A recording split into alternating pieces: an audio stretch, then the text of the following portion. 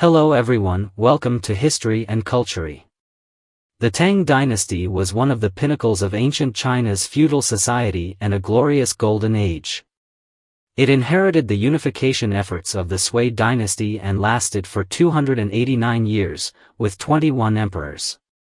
The rise of the Tang Dynasty came after the turmoil following the fall of the Sui dynasty. Li Yuan took advantage of the situation and established the Tang Dynasty in 618, with the capital in Chang'an. After Emperor Taizong, Li Shimin, ascended the throne, he implemented a series of reforms, ushering in the Zhenguan reign, which laid a solid foundation for the Tang Dynasty's prosperity. Emperor Gaozong continued this spirit of reform, initiating the Yonghui reign, further consolidating the power of the Tang Dynasty. In 690, Empress Wu Zetian declared herself emperor, changing the state name to Zhou. However, after the Qianlong Revolution, in 705, the Tang Dynasty restored its name. During the reign of Emperor Xuanzong, the Tang Dynasty reached its most glorious period, the Kaiyuan era. In terms of economy, culture, technology, and military, it reached unprecedented heights. During the Tianbao years, the Tang Dynasty's territory was vast, with a population of around 80 million, making it one of the most powerful countries in the world at the time. However, behind this prosperous era lay significant crises. After the Lushan rebellion, the Tang Dynasty saw the rise of military governors and eunuch dominance, and its national power gradually weakened. Despite efforts by Emperor Xianzong, Emperor Wuzong, and Emperor Xuanzong to restore the regime, the power of local forces had already greatly diminished the central government's control. By the end of the Tang Dynasty, peasant uprisings were rampant, and the power of the military governors further expanded. The central government had lost its ability to maintain control. The emperor became the target of various warlords, and the Tang Dynasty ultimately fell in 907. Zhu Wen seized the throne, marking the end of the Tang Dynasty. According to historical records, the Tang Dynasty's territory was vast at its peak, with the regime exerting control over surrounding ethnic groups and conducting extensive diplomatic activities. The rulers of the Tang Dynasty were open-minded and inclusive, absorbing foreign cultures and promoting the integration of various ethnic groups, creating a multicultural golden age. The Tang Dynasty's economic prosperity, national strength, and social and cultural openness and diversity made it one of the most magnificent nations of its time, like a shining pearl. So, what exactly was the openness of the Tang Dynasty? Through a site discovered in Dunhuang, we get a glimpse of the true face of Tang society. In 1965, archaeologists discovered hundreds of Tang Dynasty books in Cave 122 of the Mogao Caves in Dunhuang, providing us with a clearer understanding of the Tang Dynasty. These documents offered valuable resources for studying Tang society, with one particularly noteworthy text, titled Dunhuang Xiang Baixing Kong Hanjun Zhuang, the petition of Kong Hanjun from Dunhuang, which has attracted much attention. This ancient book, in a certain sense, reflects the daily life and customs of the Tang Dynasty. It reveals the lifestyle, customs, and the political and economic situation of the time.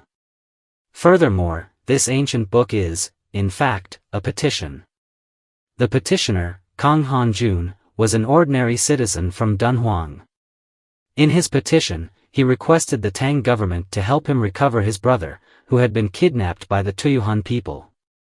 However, what is curious is that the petition does not record whether Kong Hanjuan's brother was ever found.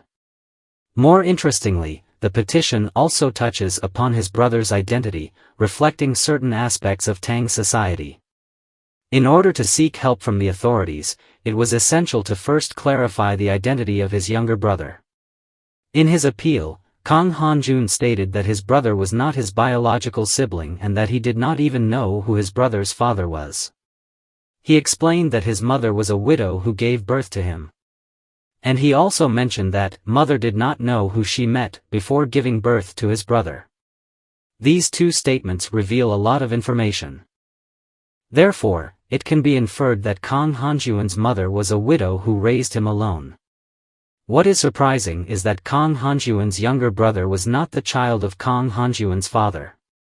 Kang Hanjuan's mother had been without a husband for many years. And the process of giving birth to this brother was quite complicated. His mother did not know who the father of this child was. According to Kang Hanjuan's description, his mother had many lovers over the years, making it impossible to trace the father's identity. This passage reflects the open-minded atmosphere of the Tang Dynasty, especially in terms of family and marriage. Compared to later dynasties, the Tang Dynasty was clearly more tolerant. From Kang Hanjuan's attitude, it is clear that he did not distance himself from his brother just because he was his mother's illegitimate child. On the contrary, when his brother was kidnapped, Kang Hanjun still appealed to the authorities for help to retrieve him. This suggests that, in the Tang Dynasty, society was not harsh on the phenomenon of widows having children.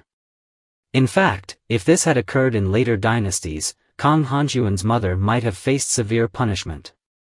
However, in the Tang Dynasty, widows and divorced women were treated with relative tolerance.